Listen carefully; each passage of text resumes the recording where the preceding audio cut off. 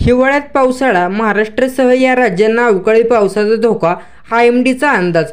तर नमस्कार मित्रांनो, देशात सध्या हिवाळा पावसा अनुभवायला मिळत आहे। उत्तर भारत आणि मध्य भारतात तापमानात कमालीची घट देखील पाहायला मिळत आहे। देशातील अनेक राज्यांमध्ये आज अवकाळी पावसाचा इशारा देण्यात आलेला आहे। संपूर्ण भारतात थंडीची लाट पाहायला मिळत आहे। IMDच्या अंदाजानुसार राज्यासह देशात 5 जानेवारीपर्यंत काही राज्यांमध्ये पावसाची शक्यता पाहायला मिळणार आहे।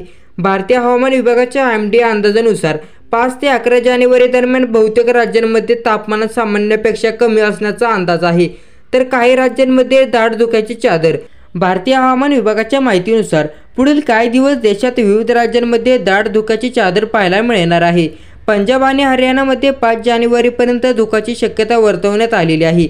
गेल्या काही दिवसांपासून या भागात दाट धुक्यांमुळे जनजीवनही विस्कळीत झालेलं आहे।